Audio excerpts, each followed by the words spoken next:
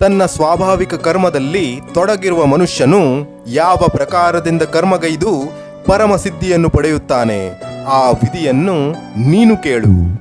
ಯಾವ ಪರಮೇಶ್ವರನಿಂದ ಸಂಪೂರ್ಣ ಪ್ರಾಣಿಗಳ ಉತ್ಪತ್ತಿಯಾಗಿದೆಯೋ ಮತ್ತು ಯಾರಿಂದ ಈ ಸಮಸ್ತ ಜಗತ್ತು ಪ್ರಾಪ್ತವಾಗಿದೆಯೋ, ಯಾವ ಪರಮೇಶ್ವರನಿಂದ ಸಂಪೂರ್ಣ ಪ್ರಾಣಿಗಳ ಉತ್ಪತ್ತಿಯಾಗಿದೆಯೋ ಮತ್ತು ಯಾರಿಂದ ಈ ಸಮಸ್ತ ಜಗತ್ತು ವ್ಯಾಪ್ತವಾಗಿದೆಯೋ ಆ ಪರಮೇಶ್ವರನನ್ನು ತನ್ನ ಸ್ವಾಭಾವಿಕ ಕರ್ಮಗಳ ಮೂಲಕ ಪೂಜಿಸಿ ಮನುಷ್ಯನು ಪರಮಸಿದ್ಧಿಯನ್ನು ಪಡೆಯುತ್ತಾನೆ.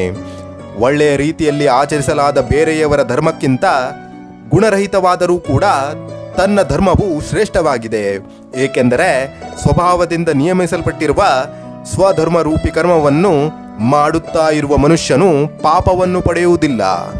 ಆದ್ದರಿಂದ ಹೇ ಕುಂತಿಪುತ್ರನೇ, ದೋಷಯುಕ್ತವಾದರೂ ಕೂಡ ಸಹಜವಾದ ಕರ್ಮವನ್ನು ತ್ಯಜಿಸಬಾರದು.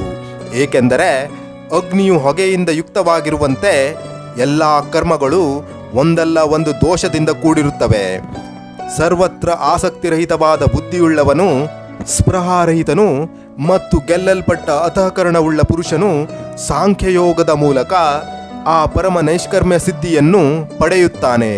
ಯಾವ ಜ್ಞಾನಯೋಗದ ಶ್ರೇಷ್ಠ ನಿಷ್ಠೆಯಾಗಿದೆಯೋ ಆ ನೈಷ್ಕರ್ಮ್ಯ ಸಿದ್ಧಿಯನ್ನು ಯಾವ ಪ್ರಕಾರವಾಗಿ ಪಡೆದುಕೊಂಡ ಮನುಷ್ಯನು ಬ್ರಹ್ಮವನ್ನು ಪಡೆಯುತ್ತಾನೋ ಆ ಪ್ರಕಾರವನ್ನು ಹೇ ಕುಂತಿಪುತ್ರನೇ, ನೀನು ಸಂಕ್ಷೇಪವಾಗಿಯೇ ನನ್ನಿಂದ ತಿಳಿದುಕೋ.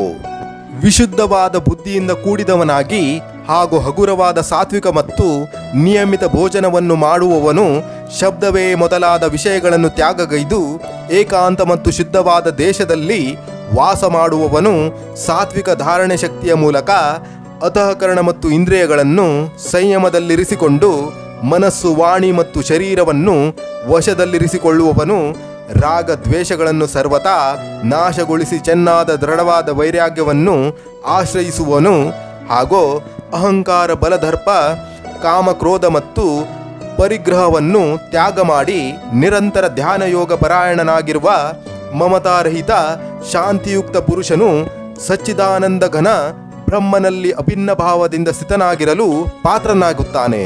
ಮತ್ತೆ ಆ ಸಚ್ಚಿದಾನಂದ ಘನ ಬ್ರಹ್ಮನಲ್ಲಿ ಸ್ಥಿತನಾದ ಪ್ರಸನ್ನ ಮನಸ್ಸುಳ್ಳ ಯೋಗಿಯು ಯಾರಿಗಾಗಿಯೂ ಶೋಕಿಸುವುದಿಲ್ಲ ಮತ್ತು ಯಾವುದನ್ನು ಬಯಸುವುದಿಲ್ಲ. ಇಂಥ ಸಮಸ್ತ ಪ್ರಾಣಿಗಳಲ್ಲಿ ಸಮಭಾವವುಳ್ಳ ಯೋಗಿಯು ನನ್ನ ಪರಾಭಕ್ತಿಯನ್ನು ಪಡೆಯುತ್ತಾನೆ. ಆ ಪರಾಭಕ್ತಿಯ ಮೂಲಕ ಅವನು ಪರಮಾತ್ಮನಾದ ನನ್ನನ್ನು ನಾನು ಯಾರಾಗಿದ್ದೇನೋ ಮತ್ತು ಯಾವ ಪ್ರಭಾವದಿಂದ ಯುಕ್ತನಾಗಿದ್ದಾನೋ ಆ ಪರಾಭಕ್ತಿಯ ಮೂಲಕ ಅವನು ಪರಮಾತ್ಮನಾದ ನನ್ನನ್ನು ನಾನು ಯಾರಾಗಿದ್ದೇನೋ ಮತ್ತು ಯಾವ ಪ್ರಭಾವದಿಂದ ಯುಕ್ತನಾಗಿದ್ದೇನೋ ಸರಿಯಾಗಿ ಹೇಗಿರುವೆನೋ ಹಾಗೆ ತತ್ವದಿಂದ ತಿಳಿಯುತ್ತಾನೆ. ಹಾಗೂ ಆ ಭಕ್ತಿಯಿಂದ ನನ್ನನ್ನು ತತ್ವದಿಂದ ತಿಳಿದುಕೊಂಡು ತತ್ಕಾಲದಲ್ಲಿಯೇ ನನ್ನಲ್ಲಿ ಪ್ರವೇಶ ಮಾಡಿಬಿಡುತ್ತಾನೆ. ನನ್ನ ಪರಾಯಣನಾದ ಕರ್ಮಯೋಗಿಯು ಸಂಪೂರ್ಣ ಕರ್ಮಗಳನ್ನು ಯಾವಾಗಲೂ ಮಾಡುತ್ತಿದ್ದರೂ ಕೂಡ ನನ್ನ ಕೃಪೆಯಿಂದ ಸನಾತನ ಅವಿನಾಶಿಯಾದ ಪರಮಪದವನ್ನು ಪಡೆಯುತ್ತಾನೆ. ಎಲ್ಲ ಕರ್ಮಗಳನ್ನು ಮನಃಪೂರ್ವಕ ನನ್ನಲ್ಲಿ ಅರ್ಪಣೆ ಮಾಡಿ ಹಾಗೂ ಸಮತ್ವ ಬುದ್ಧಿರೂಪವಾದ ಯೋಗವನ್ನು ಅವಲಂಬಿಸಿಕೊಂಡು ನನ್ನ ಪರಾಯಣನಾಗಿ ಮತ್ತು ನಿರಂತರ ನನ್ನಲ್ಲಿ ಚಿತ್ತವುಳ್ಳವನಾಗು. ಮೇಲೆ ಹೇಳಿದ ಪ್ರಕಾರದಿಂದ ನನ್ನಲ್ಲಿ ಚಿತ್ತವುಳ್ಳವನಾಗಿ ನೀನು ನನ್ನ ಕೃಪೆಯಿಂದ ಸಮಸ್ತ ಸಂಕಟಗಳನ್ನು ಅನಾಯಾಸವಾಗಿಯೇ ದಾಟಿ ಬಿಡುವೆ. ಮತ್ತು ಒಂದು ವೇಳೆ ಅಹಂಕಾರದ ಕಾರಣದಿಂದ ನನ್ನ ವಚನಗಳನ್ನು ಕೇಳದಿದ್ದರೆ ನಾಶವಾಗುವೆ, ಅರ್ಥಾತ್ ಪರಮಾರ್ಥದಿಂದ ಭ್ರಷ್ಟನಾಗಿ ಹೋಗುವೆ. ನೀನು ಯಾವ ಅಹಂಕಾರದ ಆಶ್ರಯ ಪಡೆದು ನಾನು ಯುದ್ಧ ಮಾಡುವುದಿಲ್ಲ ಎಂಬುದಾಗಿ ನಿಶ್ಚಯ ಮಾಡಿರುವೆಯೋ ನಿನ್ನ ಈ ನಿಶ್ಚಯಕ್ಕೆ ಮಿಥ್ಯೆಯಾಗಿದೆ. ಏಕೆಂದರೆ ನಿನ್ನ ಸ್ವಭಾವವು ನಿನ್ನನ್ನು ಬಲವಂತವಾಗಿ ಯುದ್ಧದಲ್ಲಿ ತೊಡಗಿಸುವುದು. ಹೇ ಕುಂತಿಪುತ್ರನೇ, ಯಾವ ಕರ್ಮವನ್ನು ನೀನು ಮೋಹದ ಕಾರಣದಿಂದಾಗಿ ಮಾಡಲು ಇಚ್ಛಿಸುವುದಿಲ್ಲವೋ ಅದನ್ನು ಸಹ ನಿನ್ನ ಪೂರ್ವಕೃತ ಸ್ವಾಭಾವಿಕ ಕರ್ಮದಿಂದ ಬಂಧಿಸಲ್ಪಟ್ಟು ಪರವಶನಾಗಿ ಮಾಡುವೆ. ಹೇ ಅರ್ಜುನ, ಶರೀರ ರೂಪಿ ಯಂತ್ರದಲ್ಲಿ ಆರೂಢನಾಗಿರುವ ಸಂಪೂರ್ಣ ಪ್ರಾಣಿಗಳನ್ನು ಅಂತರ್ಯಾಮಿ ಪರಮೇಶ್ವರನು ತನ್ನ ಮಾಯೆಯಿಂದ ಅವರ ಕರ್ಮಗಳ ಅನುಸಾರವಾಗಿ ಅಲೆಸುತ್ತಾ ಎಲ್ಲ ಪ್ರಾಣಿಗಳ ಹೃದಯದಲ್ಲಿ ಸ್ಥಿತನಾಗಿದ್ದಾನೆ. ಹೇ ಅರ್ಜುನ, ನೀನು ಎಲ್ಲ ಪ್ರಕಾರದಿಂದಲೂ ಆ ಪರಮೇಶ್ವರನಲ್ಲಿಯೇ ಶರಣು ಹೋಗು.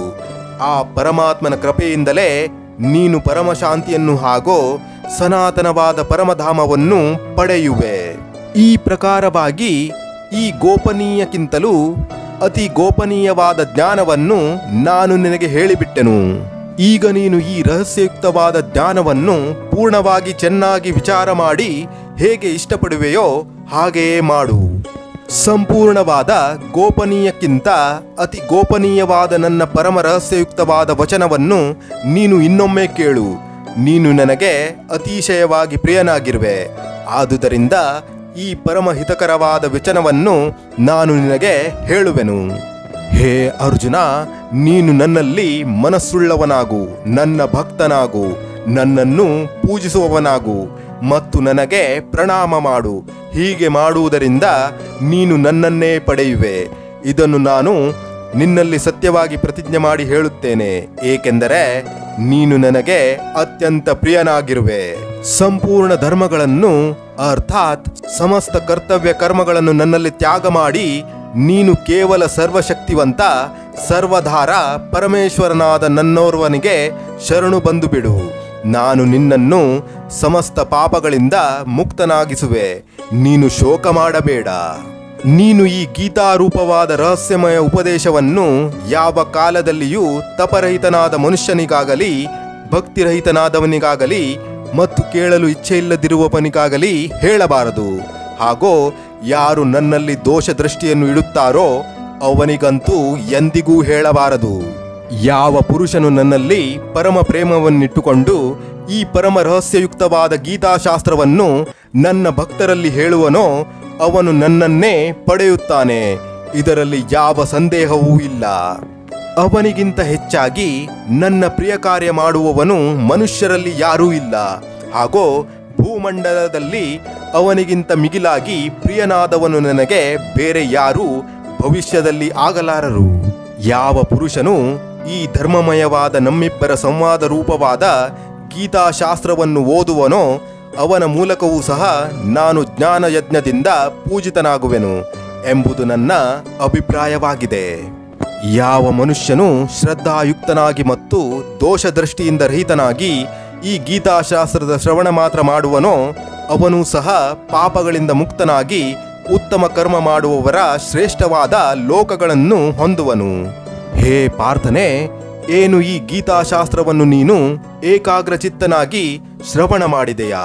ಮತ್ತು ಹೇ ಧನಂಜಯನೇ, ಏನು ಅಜ್ಞಾನದಿಂದ ಉಂಟಾದ ನಿನ್ನ ಮೋಹವು ನಾಶವಾಯಿತೆ? ಅರ್ಜುನನು ಹೇಳಿದನು, ಹೇ ಅಚ್ಯುತ, ನಿನ್ನ ಕೃಪೆಯಿಂದ ನನ್ನ ಮೋಹವು ನಾಶವಾಗಿ ಹೋಯಿತು ಮತ್ತು ನಾನು ಸ್ಮೃತಿಯನ್ನು ಪಡೆದುಕೊಂಡಿದ್ದೇನೆ. ಈಗ ನಾನು ಸಂಶಯರಹಿತನಾಗಿ ಸ್ಥಿತನಾಗಿದ್ದೇನೆ. ಆದ್ದರಿಂದ ನಿನ್ನ ಆಜ್ಞೆಯನ್ನು ಪಾಲನೆ ಮಾಡುವೆನು. ಸಂಜಯನು ಹೇಳಿದನು, ಹೇ ರಾಜ, ಈ ಪ್ರಕಾರವಾಗಿ ನಾನು ಶ್ರೀ ವಾಸುದೇವನ ಮತ್ತು ಮಹಾತ್ಮನಾದ ಅರ್ಜುನನ ಈ ಅದ್ಭುತ ರಹಸ್ಯಯುಕ್ತವಾದ ರೋಮಾಂಚಕರವಾದ ಸಂವಾದವನ್ನು ಕೇಳಿದೆನು. ಶ್ರೀ ವ್ಯಾಸರ ಕೃಪೆಯಿಂದ ದಿವ್ಯ ದೃಷ್ಟಿಯನ್ನು ಪಡೆದುಕೊಂಡು ನಾನು ಈ ಪರಮ ಗೋಪನೀಯವಾದ ಯೋಗವನ್ನು ಸ್ವಯಂ ಯೋಗೇಶ್ವರ ಭಗವಾನ್ ಶ್ರೀಕೃಷ್ಣನಿಂದ ಅರ್ಜುನನಿಗೆ ಹೇಳುತ್ತಿರುವಂತೆ ಪ್ರತ್ಯಕ್ಷವಾಗಿ ಕೇಳಿದ್ದೇನೆ. ಹೇ ರಾಜ, ಭಗವಾನ್ ಶ್ರೀಕೃಷ್ಣ ಮತ್ತು ಅರ್ಜುನರ ಈ ರಹಸ್ಯಯುಕ್ತವಾದ ಕಲ್ಯಾಣಕಾರಕವಾದ ಮತ್ತು ಅದ್ಭುತವಾದ ಸಂವಾದವನ್ನು ಪುನಃ ಪುನಃ ಸ್ಮರಿಸಿಕೊಂಡು ನಾನು ಪದೇ ಪದೇ ಹರ್ಷಿತನಾಗುತ್ತಿದ್ದೇನೆ. ಹೇ ರಾಜ, ಶ್ರೀಹರಿಯ ಆ ಅತ್ಯಂತ ವಿಲಕ್ಷಣವಾದ ರೂಪವನ್ನು ಕೂಡ ಪುನಃ ಪುನಃ ಸ್ಮರಿಸಿಕೊಂಡು ನನ್ನ ಚಿತ್ತದಲ್ಲಿ ಮಹಾನ್ ಆಶ್ಚರ್ಯವಾಗುತ್ತದೆ ಮತ್ತು ನಾನು ಬಾರಿ ಬಾರಿಗೂ ಹರ್ಷಿತನಾಗುತ್ತಿದ್ದೇನೆ. ಹೇ ರಾಜ, ಎಲ್ಲಿ ಯೋಗೇಶ್ವರನಾದ ಭಗವಾನ್ ಶ್ರೀಕೃಷ್ಣನಿದ್ದಾನೋ ಮತ್ತು ಎಲ್ಲಿ ಗಾಂಡೀವ ಧನುರ್ಧಾರಿಯಾದ ಅರ್ಜುನನಿದ್ದಾನೋ ಅಲ್ಲಿಯೇ ಶ್ರೀ ವಿಜಯ ವಿಭೂತಿ ಮತ್ತು ಅಚಲವಾದ ನೀತಿಯೂ ಇದೆ ಎಂಬುದೇ ನನ್ನ ಮತವಾಗಿದೆ.